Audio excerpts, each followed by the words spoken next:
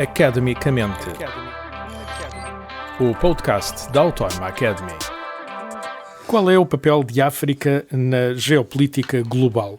Para responder a esta pergunta, convidamos Luís Manuel Braz Bernardino, é coordenador do curso avançado de estudos regionais África Subsaariana. Viva, bem-vindo de novo a este podcast.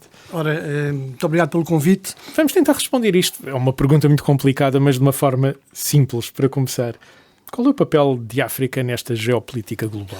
Nós temos que ver a África num contexto global e geoglobal. Portanto, essa pergunta faz todo o sentido. Primeiro porque nós temos a noção que grande parte da riqueza ou uma parte substancial daquilo que é o futuro da nossa economia está precisamente em África. Porquê? A África tem riqueza, a África tem população, a África tem a potencialidade de ter mercados.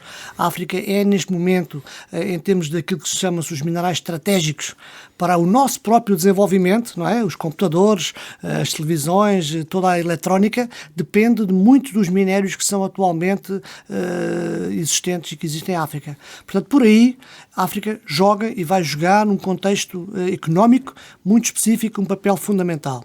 Depois também em termos de crescimento da população, portanto nós estamos já a ver, não é? Nós na Europa estamos a ver já este crescimento populacional e a sermos de certa forma colocados perante um desafio que é receber estas pessoas que vêm de África para ter melhores condições e contribuírem e trabalharem e evoluírem. E eu penso que a terceira coisa é precisamente a questão das tecnologias, ou seja, se há um continente que vai evoluir em termos das tecnologias é o continente africano. Por uma simples razão, porque partiu de um patamar muito mais abaixo que o resto do mundo e, portanto, aquilo que nós estamos a assistir à evolução tecnológica do continente africano é muito significativo. E, portanto, é para aí que se vai dirigir Nós olhamos grande sempre, parte quando do olhamos para desenvolvimento tecnológico, muito para os Estados Unidos e para a Ásia, não é? Certo, e continua a ser. Mas aquele que vai ter o maior exponencial de crescimento tecnológico é precisamente o continente africano, então, pelas razões que eu também já disse. Pode ter um bom disse. potencial de negócio nesse campo. Um grande potencial de negócio, principalmente as questões dos cabos submarinos, as questões daquilo que diz respeito à nova tecnologia. Há de facto, aliás... Vai haver uma grande necessidade de digitalizar a África?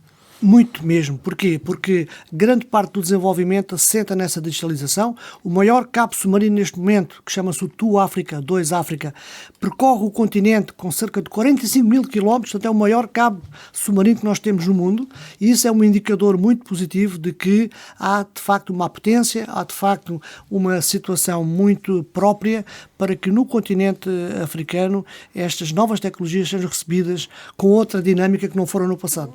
Mas Luís Bernardino, é inevitável falar da África e falar também de segurança. Estamos com uma guerra aberta em África, já lá vamos. Para além desta questão da segurança, quais são os principais desafios que o continente vai enfrentar? Bem, de facto, a segurança, e já lá vamos, eu iria colocá-la como talvez um principal desafio. O desafio número um. Ou aquele desafio número um que coloca em risco todas as outras sequências e todas as áreas relacionadas com o desenvolvimento. Qual é efetivamente aqui o grande desafio para o continente africano? Eu penso que o grande desafio está com aquilo que se chama a governança dos Estados, ou seja, os Estados serem capazes de adotar a sua condição de Estado e contribuir para a segurança e para o desenvolvimento da sua população ou da população em geral. E isto tem sido uma dificuldade? Isso tem sido uma dificuldade, porque o que nós vemos é que muitos destes Estados são Estados com grandes deficiências, com grandes lacunas em termos da governança e da governabilidade, de dar condições de vida às sociedades e, portanto, essas sociedades acabam implicitamente por ir para a insegurança e por se arrastar relativamente às dificuldades. E os jovens, principalmente, que são depois, obviamente, manobráveis e vão para outras áreas de atividade, acabam por cair na criminalidade e acabam por cair até no terrorismo, como temos visto em muitas regiões do continente. Então, quando olhamos para problemas de segurança em África, não estamos só a falar em conflitos armados tradicionais, há bem mais do que isso. Não, exatamente. Isso é uma visão muito, muito, muito útil e muito necessária. Nós temos que olhar para a segurança nas várias dimensões.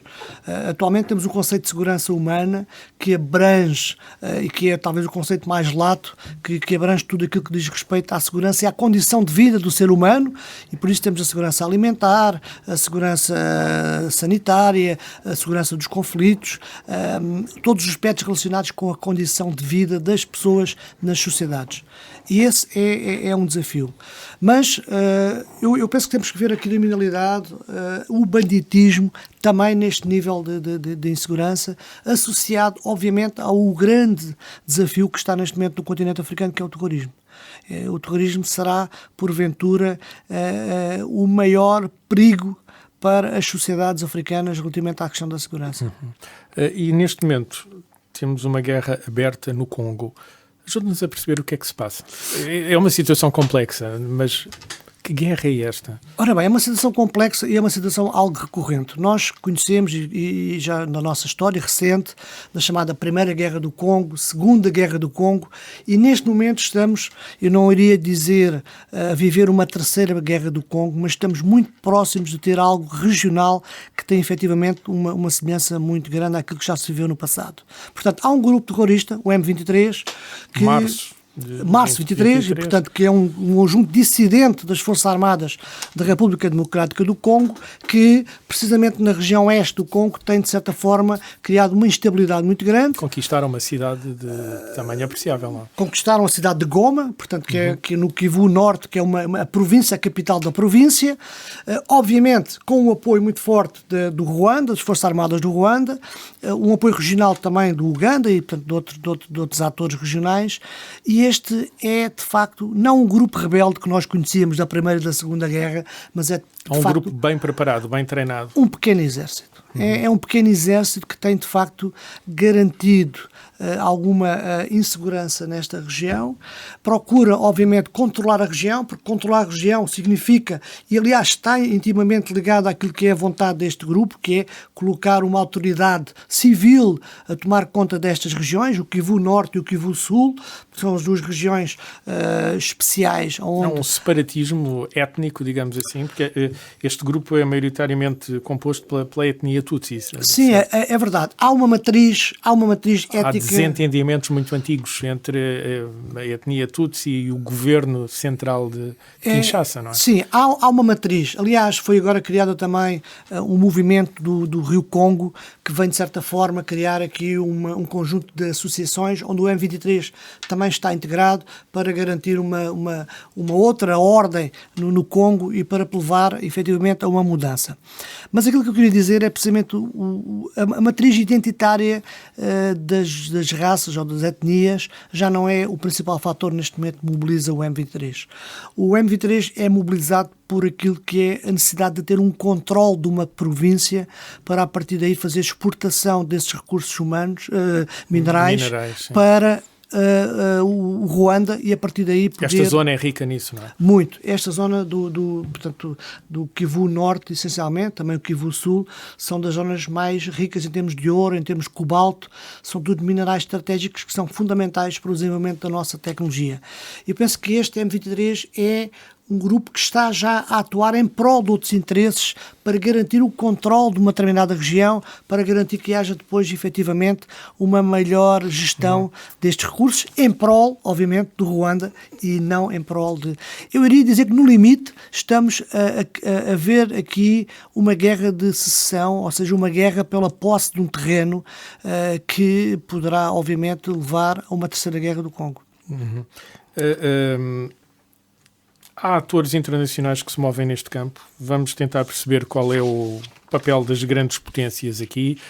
A Rússia tem um papel preponderante em questões de segurança, não é? Com o muito conhecido Grupo Wagner, agora talvez mais conhecido Afrika Korps, uma designação estranha para o exército nazi da Segunda Guerra Mundial no Norte da África. A China tem interesses económicos, os Estados Unidos, a União Europeia já foi preponderante, provavelmente neste momento não é.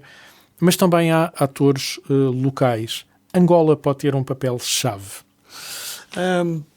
Sim, e depois já voltamos, se calhar, às potências para perceber um bocadinho melhor, sim. Mas qual é aqui, nesta questão do Congo, concretamente, o papel de Angola e qual é, digamos, a forma como Angola tem de contribuído ou procurado contribuir? Angola é, neste contexto regional, talvez o mais importante país que tem contribuído para a segurança. Há um processo de Luanda, que é um processo que procura fazer uma negociação entre o Ruanda e o Congo para que haja uma paz e que tem conseguido garantir alguma estabilidade na região, mas o desafio agora é maior. Portanto, o desafio é maior porque a complexidade também é maior. Esta situação ela evoluiu muito rapidamente e, portanto, Angola tem procurado novamente voltar à mesa das negociações, agora com um interesse muito maior e mais relevante, porque Angola está na presença da SADC, Comunidade de Sudáfrica, portanto, é uma organização regional onde Angola pertence e que agrupa os países da região sul do continente africano. E depois também na presença do Conselho de Paz e Segurança da União Africana, ou seja, dá-lhe uma responsabilidade acrescida na quase gestão. Uma dupla responsabilidade. Quase a acrescentar responsabilidade e protagonismo e Angola terá agora aqui um desafio maior de sentar à mesa estes grupos, estes países que já e conversar estão, para a paz. Que já estão em guerra aberta. Que estão numa guerra e que estão no terreno e, portanto, uma guerra é sempre mais difícil de parar quando já está em andamento. E é este o caso. Não é uma negociação, não é um processo. Não é um processo fácil. Não é um processo fácil e Angola vai precisar de toda a sua diplomacia e sua influência para poder responder a este desafio. E as tais grandes potências? As grandes potências. Que ainda agora vimos. Como é que eles têm movimentado aqui no terreno, digamos assim? Pronto, nós temos que ver que cada país olha para o continente africano de uma forma diferente. Eu diria que tem uma estratégia diferente. E é muito interessante alinharmos aqui muito rapidamente as três ideias. Primeiro é a China, que tem uma abordagem económica, portanto, muito intensa, com uma política multilateral, com os Estados. Praticamente todos os Estados, todos os países em África têm embaixadas da China, têm protocolos de cooperação com a China e, portanto, a China é parte da economia real do continente africano. E isso é, talvez, aquilo que eu iria chamar como uma abordagem mais inteligente de uma potência para negociar e para atuar como instrumento também da paz, porque a China tem, de facto, já contribuído para operações de paz, desenvolve formação das Forças Armadas, portanto, de facto, há aqui uma nova China nesta questão da segurança e da defesa. A Rússia tem aqui uma questão mais enigmática, não é? E pegando até na questão da Wagner, porque a Wagner era um grupo militar ou paramilitar, uma PMC, portanto uma companhia militar privada de segurança, que atuava fora da alçada do Estado da Rússia, não é? Era uma empresa que tinha, obviamente, ligações à Rússia. Excelentes ligações, mas esta é que é a grande diferença para o Africa Corps. É que o Africa Corps o que é que fez? Fez uma junção destes grupos e colocou-os na dependência da defesa nacional e, portanto, há aqui já uma orientação político-estratégica para a definição dessa nova abordagem para o continente africano. E, portanto, a Rússia tem aqui já um papel mais ativo na defesa dos seus interesses, na defesa da segurança dos seus espaços. Que interesses são estes da Rússia? É também as matérias-primas? É as matérias-primas, é a capacidade de influência que tem sobre estes países marxistas, que foram países que na altura dos anos 60, com os movimentos não alinhados, foram, de certa forma, influenciados por esta doutrina para criar os movimentos de independência e desde aí ficaram, obviamente, ligados. Fomos a Angola, não precisamos mais longe, não é? O MPLA está ligado intimamente à doutrina russa e, portanto, há aqui uma ideologia política que vem dos movimentos de independência e que atualmente tem ainda um peso muito grande. E isso sente-se em que medida? Sente-se naquilo que é a relação estratégica entre os Estados. E, portanto, há uma cooperação estratégica entre Angola e a Rússia, como nós sabemos, não é? E nós vemos assessores bastante alargada, e nós vemos em praticamente todas as áreas da sociedade muitos assessores russos que fazem o apoio, a assessoria, consultadoria, dão treino, formação e também na área militar. menos agora do que era antigamente. Para terminar, os Estados Unidos têm uma abordagem que eu diria um bocadinho mais enigmática. Porquê?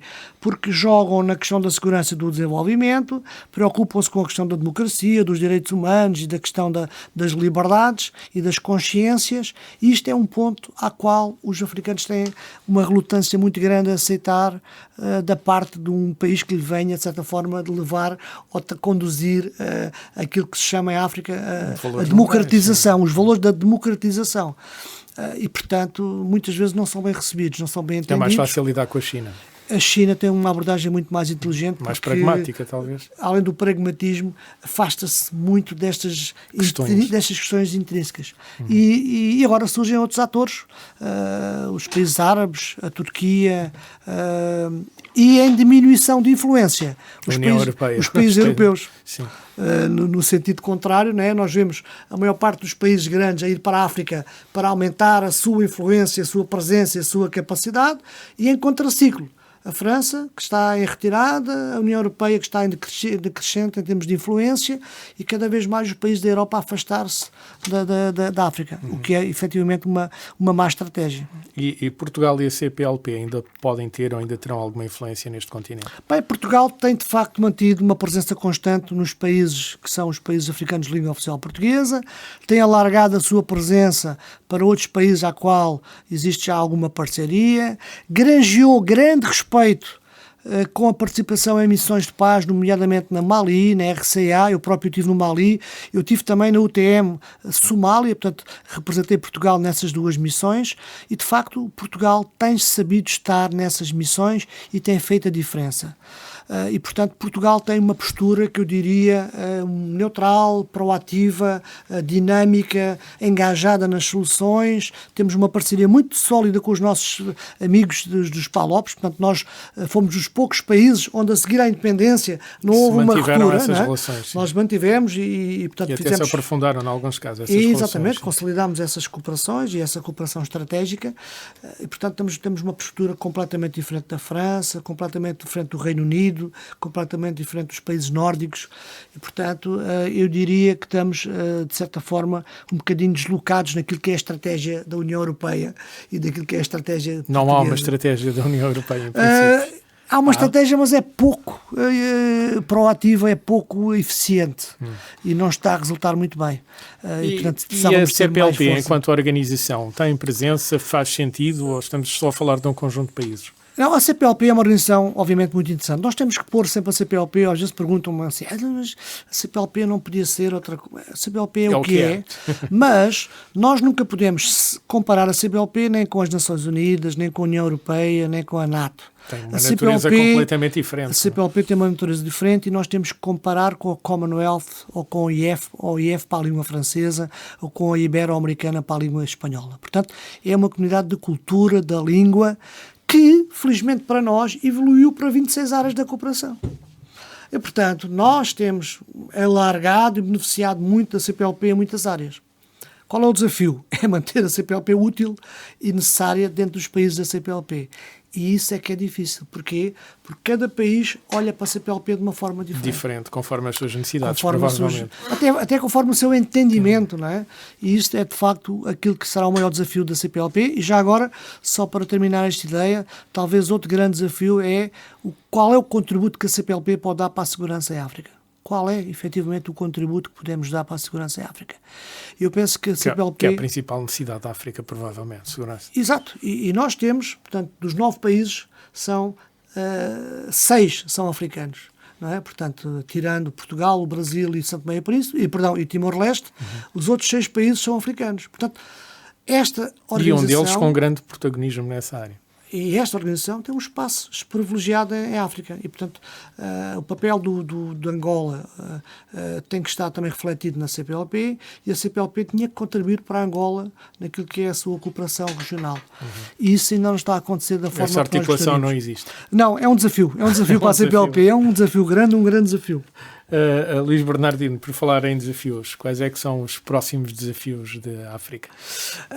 Falou de um tecnológico, pelo menos. Sim, e já falámos da segurança e já falámos do desenvolvimento. E estas duas coisas estão ligadas e não haverá segurança sem desenvolvimento e desenvolvimento sem segurança. Isso é, talvez, um paradigma muito evidente no continente africano. É como as moedas, têm duas faces. E são as duas ligadas. Mas são o mesmo são a objeto, mesma moeda. Sim.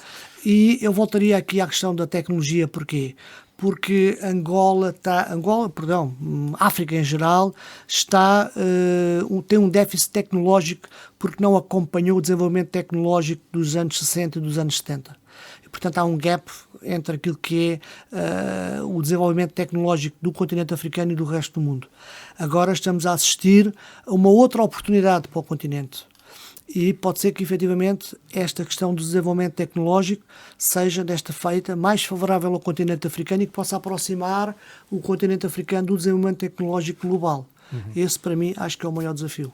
O maior desafio que a África vai enfrentar nos próximos tempos. Luís Bernardino, muito obrigado pelo tempo que pôde despender a ajudar-nos a perceber este papel de África no grande tabuleiro da geopolítica global. Muito obrigado. Academicamente.